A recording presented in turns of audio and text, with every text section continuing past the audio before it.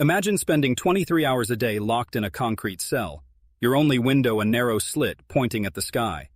For years, sometimes decades, men inside Virginia's Red Onion State Prison have lived this reality. Built to house the worst of the worst, Red Onion is a place designed for control, but it became a symbol of America's solitary confinement crisis. Today, we uncover the hidden truths behind its walls, stories of survival, reform, and the haunting cost of isolation. In the mid-1990s, Virginia faced a wave of violence within its prisons. Gang-related assaults, riots, and overcrowding were reaching dangerous levels. At the time, the Supermax prison model, pioneered in states like Illinois and later perfected with ADX Florence in Colorado, was spreading across the country. The idea was simple but chilling. Isolate the most violent prisoners so thoroughly that they could not attack staff, organize gangs, or spread chaos inside correctional systems. Red Onion State Prison opened in 1998 in the remote Appalachian region of Wise County, Virginia. The location itself was intentional. Rural land was cheaper, and state leaders hoped the prison would provide jobs to an area devastated by the decline of coal mining. For the economically struggling towns nearby, Red Onion was promoted as a lifeline, bringing hundreds of correctional officer positions and support jobs to the region. But for the men sent there, the prison represented something else entirely, a one-way trip into permanent lockdown. Each cell was an 8 by 10-foot concrete box, with heavy steel doors, a narrow window facing upward, and no contact with the outside world. Most prisoners ate, slept, and exercised alone. Even recreation took place in small outdoor cages barely larger than the cells themselves. The prison was designed to hold just over 800 men, with nearly all kept in solitary confinement. And state officials described it as necessary to deal with inmates they labeled too dangerous for general population. Yet, from the very beginning, civil rights advocates warned that such extreme isolation would break down human minds.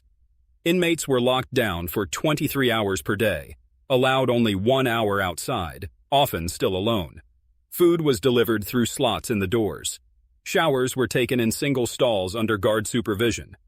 Human interaction, even something as simple as a handshake, was nearly impossible.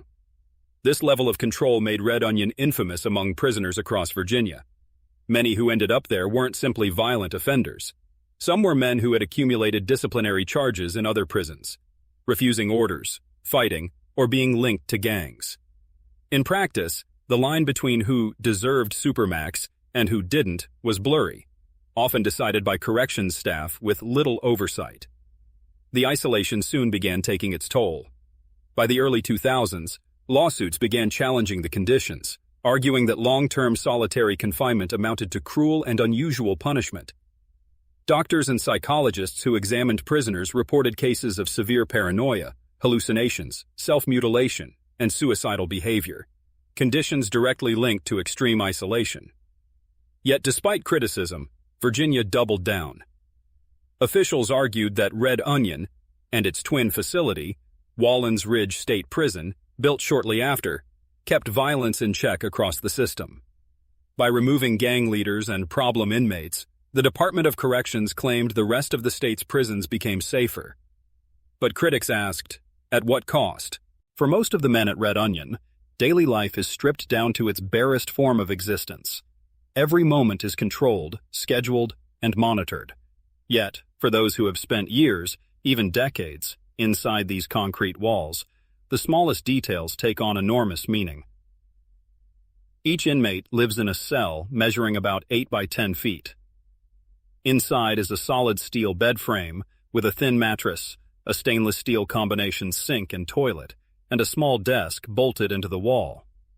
The narrow window, designed not to offer a view but simply to allow light, looks up at the sky, revealing little more than passing clouds. Many prisoners describe it as like living in a tomb. Food arrives 3 times a day, slid through a slot in the steel door. Contact with staff is minimal, often reduced to short commands.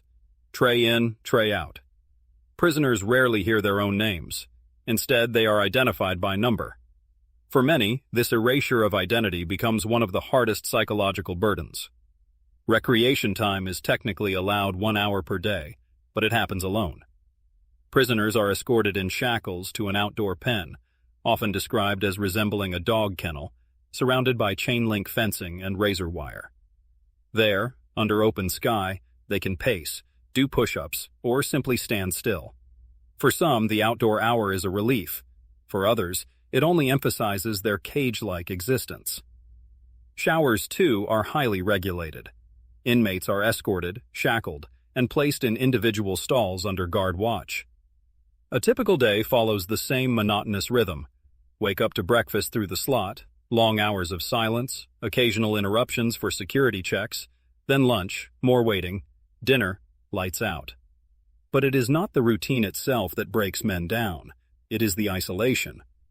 Without meaningful social interaction, the mind begins to deteriorate. Prison psychologists and outseated.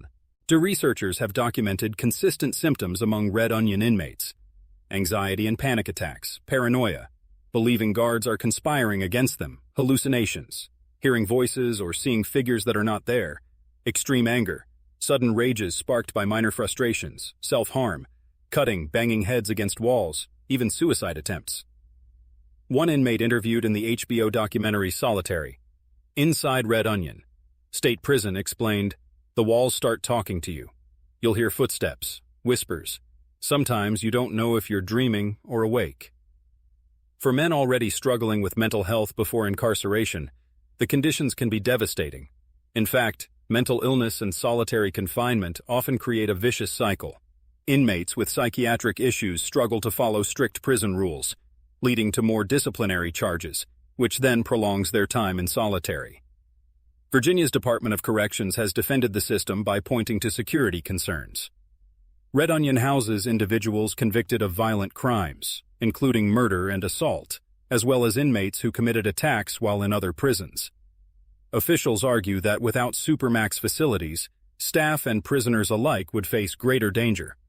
Still, critics, from the American Civil Liberties Union, ACLU, to Human Rights Watch, argue that solitary confinement has become overused, applied not only to the worst of the worst, but to prisoners who are disruptive, mentally ill, or simply labeled as troublemakers. The step-down program, introduced later, was Virginia's attempt to answer these criticisms, giving prisoners a way to earn their way out of solitary. But for years before its creation, life at Red Onion meant indefinite isolation, with no clear path back to general population. And even with reforms, the memories remain. Former prisoners described testimonies, lingering effects long after release, nightmares, difficulty holding conversations, sudden bursts of anger. Some say they never fully adjusted to life outside after years of silence and control. Inside Red Onion, time moves differently. Days blur into weeks, weeks into years. The clock on the wall may mark the hours, but for the men inside, the real question is not what time is it, but how long will this last? By the early 2010s, pressure was mounting against the Virginia Department of Corrections, VDOC. Lawsuits, advocacy campaigns, and increasing public awareness made it impossible to ignore the criticisms of indefinite solitary confinement at Red Onion. At the same time, research from psychiatrists, including Dr. Stuart Gracian and Dr. Craig Haney, was gaining recognition in the courts, showing how long-term isolation produced psychological trauma indistinguishable from torture. In response, VDOC unveiled the step-down program, a behavior-based system designed to transition prisoners out of solitary confinement and into less restrictive housing. Officials promoted it as a reform effort, evidence that Virginia was moving away from isolation.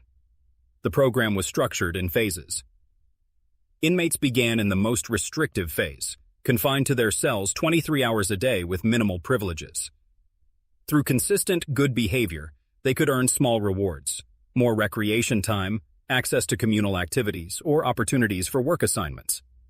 Over time, successful inmates would step down into less severe levels of security, eventually reaching a point where they could return to general population or transfer to a lower security facility. On paper, it looked like progress. Officials claimed the program incentivized positive behavior, reduced violence, and gave inmates hope where there had previously been none. But for many inside the cells, the reality felt very different. Prisoners and advocates argued that the criteria were subjective and heavily dependent on guard evaluations. An inmate's progress could be delayed or even reversed based on a single disciplinary infraction, sometimes for minor acts like refusing an order or arguing with staff. One report from the ACLU of Virginia noted that inmates often felt the system was stacked against them, with unclear expectations and inconsistent enforcement. "You can do everything right," one prisoner told researchers, "and still they'll say you're not ready. It feels like a moving target." Critics also pointed out that the step-down program still relied on solitary confinement as its foundation. Instead of questioning whether isolation itself was humane, the program simply created a system for prisoners to work their way out, often after years of psychological damage had already been done. The HBO documentary Solitary: Inside Red Onion State Prison, 2016, offered a rare look inside the step-down program. Interviews with inmates revealed the frustration and distrust many felt toward the system.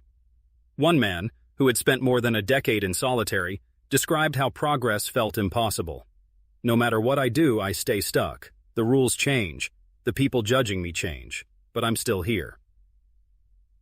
For prison officials, however, the program was defended as a necessary balance, offering both accountability and incentive. VDOC pointed to reduced assaults and fewer staff injuries as evidence it was working. But independent reviews remained skeptical. In 2013, Human Rights Watch concluded that while the step-down program was an improvement on paper, it failed to address the core problem: that solitary confinement, especially beyond 15 days, had devastating mental health consequences. Even international bodies weighed in. The United Nations Mandela Rules, adopted in 2015, declared solitary confinement beyond 15 days to be cruel, inhuman, and degrading. By that standard, Virginia's step-down program was still far from humane reform. Ultimately, the step-down program became a symbol of the tension surrounding Red Onion, the state's claim of progress versus the lived reality of prisoners. For some men, it was a ladder out of isolation. For others, it was another maze of rules that kept them locked inside a cell indefinitely. The question remained: was this true reform, or simply a new face on an old system? From the moment Red Onion opened in 1998, lawyers, activists, and families of inmates began raising alarms. The isolated location in Virginia's Appalachian Mountains made the prison difficult to monitor, but word of its conditions spread through court filings, letters from inmates, and investigative reports. By the early 2000s, lawsuits began to mount. Prisoners challenged their confinement under the Eighth Amendment, arguing that years in solitary amounted to cruel and unusual punishment. Among the earliest cases was Porter v. Clarke, in which Virginia inmates described the crushing psychological effects of prolonged isolation. Though courts were often hesitant to intervene in prison management, the testimony began building a legal record of harm caused by solitary confinement. National advocacy groups joined the fight. The ACLU, Human Rights Watch, and the Center for Constitutional Rights published reports documenting conditions at Red Onion and Wallens Ridge. They collected stories of men driven to self-harm, prisoners denied adequate medical care, and guards using excessive force. Some accounts described four-point restraints, inmates shackled at wrists and ankles for hours at a time. Others revealed the casual use of pepper spray, even when prisoners posed little threat. In 2012, a wave of hunger strikes at Red Onion captured public attention. Dozens of inmates refused food to protest the step-down program and the indefinite nature of solitary confinement. Letters smuggled out described the strikes as desperate attempts to force the public to see what was happening behind the walls. The strikes drew support from activists across the country, with solidarity protests held outside Virginia's Department of Corrections offices. The HBO documentary Solitary in 2016 amplified these voices even further. For the first time, millions of viewers saw inside Red Onion through raw interviews with prisoners and staff. The film showed men breaking down in tears, describing hallucinations and despair, and struggling to maintain a sense of self. Director Christy Jacobson's decision to focus on individuals rather than just policy gave a human face to an otherwise hidden world. In response, VDRC defended its practices. Officials insisted that solitary confinement was used only when necessary, and that the step-down program proved inmates could earn their way out. They argued that violence inside Virginia's prisons had decreased since Red Onion opened, crediting Supermax control for the stability. But courts were beginning to take a closer look. In 2015, the Fourth Circuit Court of Appeals ruled in Porter v. Clarke that Virginia's death row prisoners, who lived under conditions nearly identical to Red Onion, had shown enough evidence of psychological harm to move forward with their case. This decision echoed a growing judicial awareness nationwide that solitary confinement could not be dismissed as a mere management tool. Meanwhile, public protests continued. Families of Red Onion inmates gathered in Richmond, demanding that loved ones be given a chance to rehabilitate instead of being buried alive in isolation.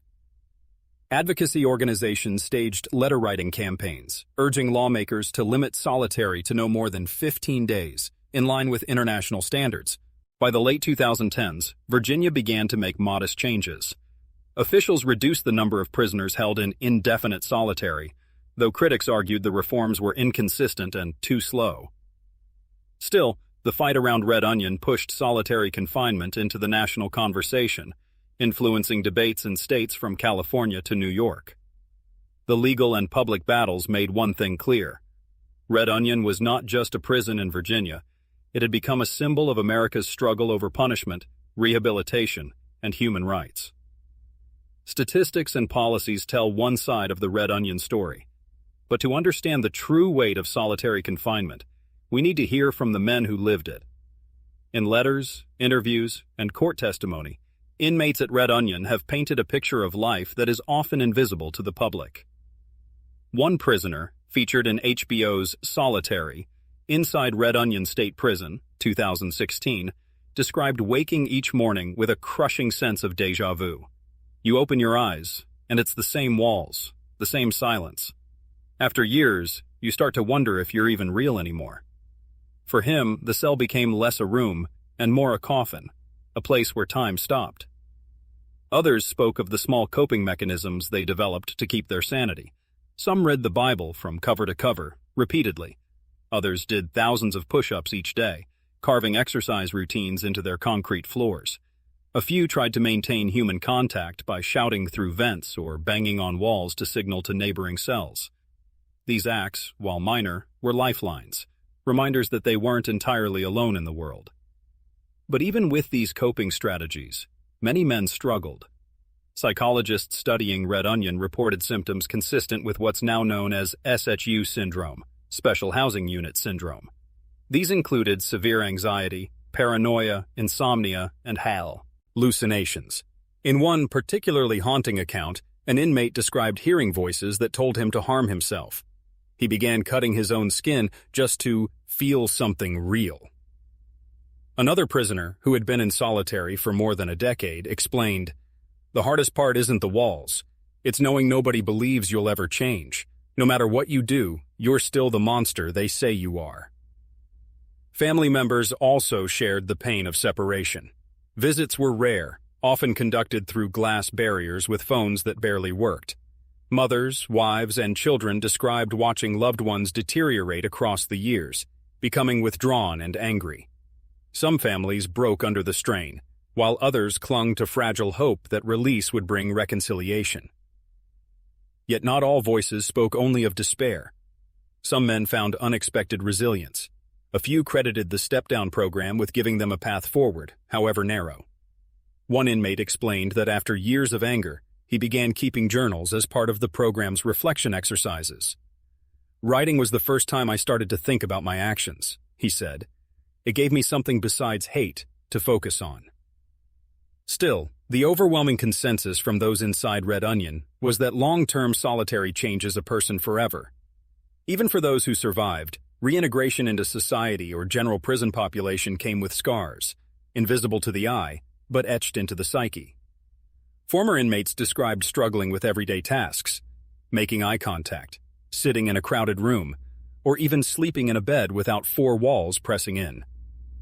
Their voices, amplified through documentaries, court filings, and advocacy reports, became the most powerful evidence in the debate over Red Onion. They revealed not just the mechanics of a prison system, but the human cost of a punishment that many described as worse than physical torture. As one prisoner put it bluntly, "In here, they don't kill you, they bury you alive." While inmate voices dominate the public debate, there's another side of the Red Onion story: the correctional officers who work inside its walls. For them, the prison is not just a workplace, but a daily test of vigilance, control, and survival. Many guards at Red Onion come from the surrounding Appalachian communities. When the prison opened in 1998, it was advertised as an economic lifeline, offering steady jobs with benefits in a region devastated by the collapse of coal mining. For some, working at Red Onion meant stability for their families. But stability doesn't mean safety. Officers describe walking tiers where dozens of inmates, many with violent histories, are locked in isolation cells. Even from behind steel doors, prisoners find ways to resist, flooding cells, setting fires, hurling liquids at staff. Verbal assaults are constant. "You have to keep your guard up every second," one officer explained. "If you slip, that's when something happens." The psychological toll is real. Guards spoke of the stress of working in an environment built on confrontation. Every interaction is framed by control, giving orders, enforcing compliance, writing disciplinary reports. Some officers confessed that the step-down program frustrated them, believing it rewarded inmates too easily. Others supported it, noting that when prisoners had hope, tensions sometimes decreased.